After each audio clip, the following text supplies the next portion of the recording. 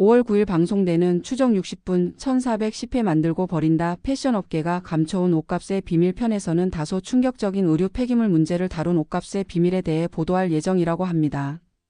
안 오르는 게 없는 시대라지만 한편에서는 커피 한 잔 값으로 옷 한 벌을 살 수 있는 시대이기도 한데요.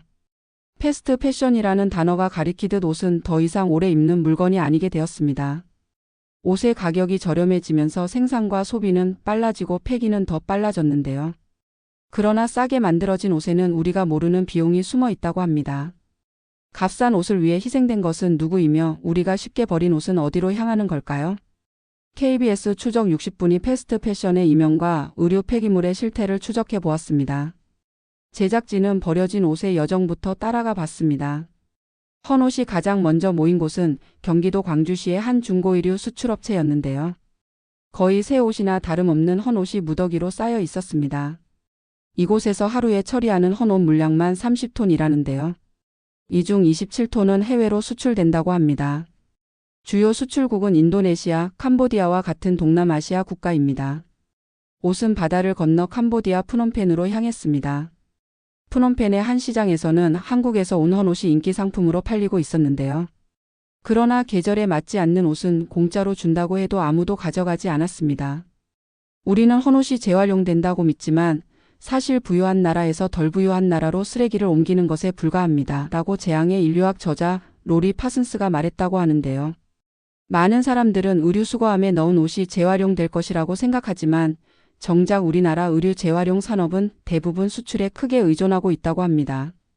그리고 정작 옷을 수입한 제3세계 국가에서도 헌옷은 처분하기 어려운 골칫거리라고 하는데요. 캄보디아 시장에서마저 버림받은 옷은 어디로 가는 것일까요? 우리가 버린 옷의 최종 목적지를 추적해 보았습니다. 버려지는 것은 헌옷뿐만이 아니라고 하는데요. 국내 의류 업체들은 3년 이상 된 미판매 재고도 폐기하고 있었다고 합니다.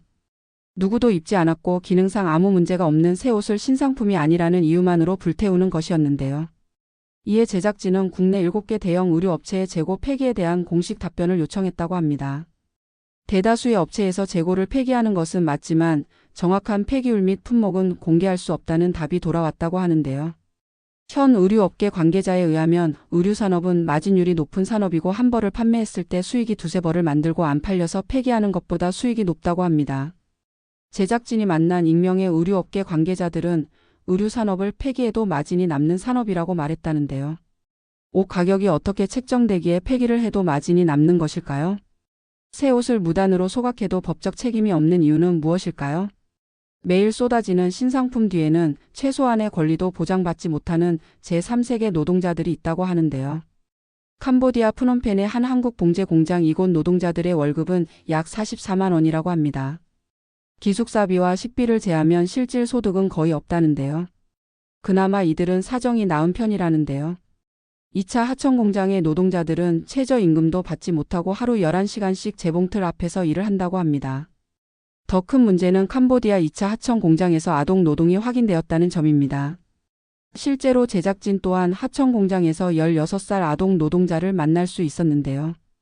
국제노동기구 ILO 협약을 위반하는 행위지만 현지에서는 공공연한 일로 여겨진다고 합니다. 하청 공장의 노동법 위반에 대해 연구하는 전문가는 캄보디아에서 옷을 제작하는 모든 브랜드가 2차 하청 공장의 문제에 연루되어 있을 것이라 말합니다. 저렴한 옷을 위해 희생당하는 캄보디아 노동자들의 실상을 알아보았습니다. 프랑스는 패스트 패션의 폐해를 막기 위해 2007년부터 섬유 제품의 생산자 책임 재활용 제도 EPR 익스텐더드 프로듀서 리스판서빌러티를 도입했습니다.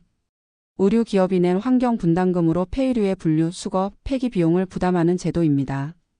이 외에도 프랑스는 소비자에게 수선비의 일부를 지원하는 등 1년에 70만 톤씩 나오는 의류 폐기물을 줄이기 위해 다양한 정책을 도입하고 있습니다. 2024년 11월 부산에서 열린 국제 플라스틱 협약에서도 옷 쓰레기가 화두로 떠올랐는데요. 폴리에스터 합성 섬유 또한 플라스틱이기 때문이었습니다. 협약에 참가한 국제 플라스틱 협약 가나 수석 대표 샘 아두쿠미는 제3세계의 옷 쓰레기를 떠미는 선진국을 향해 다음과 같은 말을 남겼습니다. 우리는 영원히 살지 않습니다. 다음 시대가 오고 있는데 우리는 뭘 남길 건가요? 우리가 후손에게 물려줄 유산은 어떤 건가요? 그러나 국제 플라스틱 협약은 성과를 맺지 못했고 옷쓰레기를 줄이기 위한 근본적인 대책도 마련하지 못했습니다. 넘쳐나는 옷쓰레기를 막을 방법은 정말 없는 것일까요? 인간이 살기 위해 꼭 필요한 의식주. 그중 하나인 옷이 인간의 생존을 위협하고 있습니다. 누구도 책임지지 않는 의류 폐기물 문제를 다루는 추적 60분 1410회 만들고 버린다 패션업계가 감춰온 옷값의 비밀편은 2025년 5월 9일 금요일 밤 10시에 KBS에서 확인해 볼 수 있습니다. 자세한 이야기는 아래 댓글 링크에 포스팅하겠습니다. 그리고 구독 신청 부탁드립니다.